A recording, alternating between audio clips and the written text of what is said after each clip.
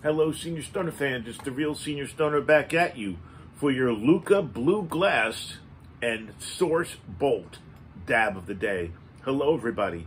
Today is Saturday. Thanks for joining me. As always, if you find today's video interesting, you know what to do. Join the family. Send a like and a comment.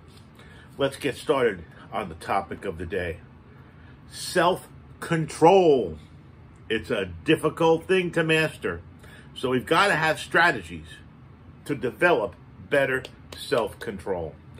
Because self-control strategies are really key drivers of behavior change. Let's discuss. You do know that good intentions are not good enough. Sticking to one's plan is definitely hard work. We are notoriously poor at following through on plans, human beings. We tend to be ambivalent about making a change. We want to lose weight, but we also love to eat. Fortunately, people can resist desire and temptation. We're going to talk about some ways to do it. You've got to have a can-do attitude.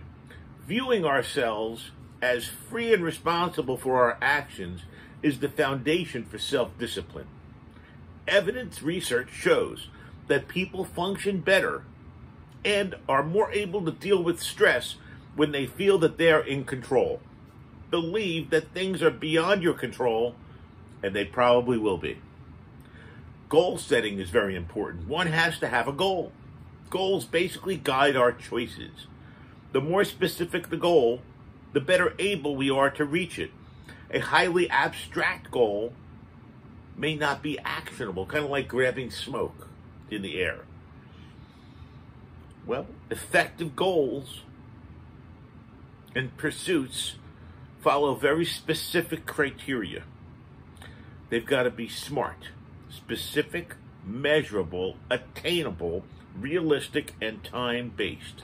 You need to self-monitor yourself. Self-monitoring is a form of feedback. Monitoring progress towards goal attainment helps one to concentrate on goal-relevant activities. Successful people in achieving goals monitor the details which change their behavior up and down. Self-monitoring helps us become experts of our own behavior. And by doing so, it'll make habits much less difficult to change. The more you want the goal, the more likely you're willing to make the effort and sacrifices required to achieve it. Motivation. It's required. The strength of someone's commitment to something depends on its value to them and the chance that the value will in fact occur. The relationship between those two factors is multiplicative. That means that there's no motivation to pursue the goal if the value of the goal is zero, no matter how high the likelihood of success. Similarly, there will be no motivation if the expected chance is quite low. You've got to have confidence. An important aspect of motivation is the person's self-perceived ability to achieve it. People won't build up much motivation for change if they believe it is impossible for them. In the face of difficulties, people with weak self-confidence easily develop doubts about their ability to accomplish any task, whereas those with strong beliefs are more likely to continue their efforts to master a task when difficulties arise. You've got to have confidence, and you've got to have willpower. Willpower represents the strength or psychological energy one uses to resist other temptations in order to work towards your goal. Self-control definitely depends on a limited resource that operates kind of like a strength or energy, and people consume that resource when they exert self-control. Thus, only having one goal makes self-control more successful when people have two or more conflicting goals. Do one thing and do it well, and maybe even avoid temptation along the way.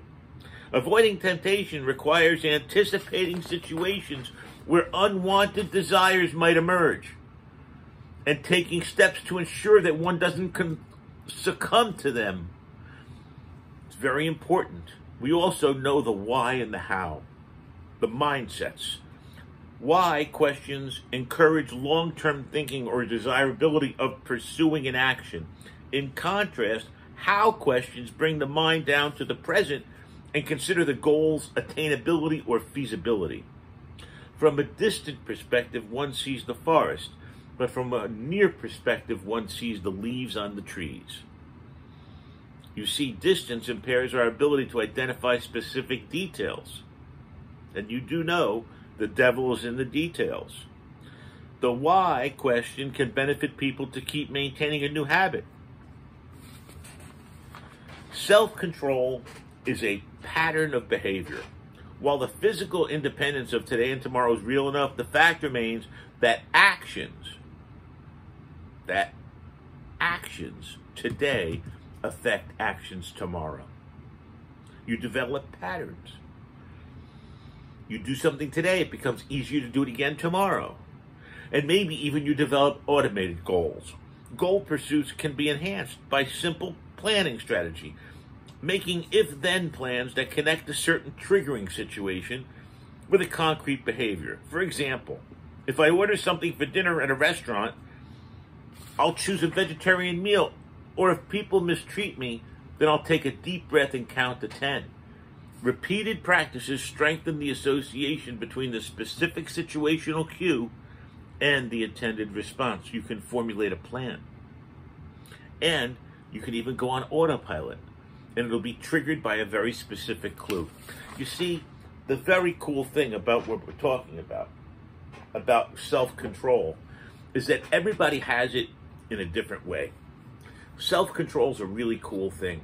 Some people have self-control over eating. Some people have self-control over how much exercise they do. Some people have self-control over a tremendous amount of things in their lives. Everybody does it individually. Everybody uses their own self-control to a different level, a different degree. As always, if you enjoyed today's video, you know what to do. Join the family, send some likes, and by all means,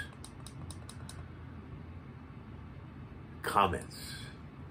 This has been The Real Senior Stoner, talking about how we can better develop self-control. I hope I helped. Thanks for joining me today, everybody, and you all have a great day. Here we go. Cheers.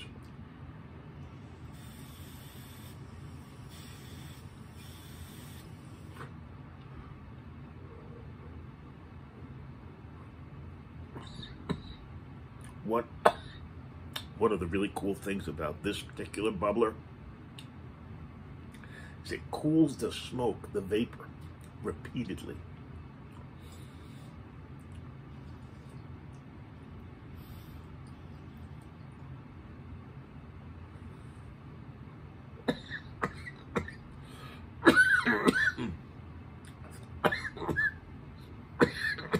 Thanks, everyone.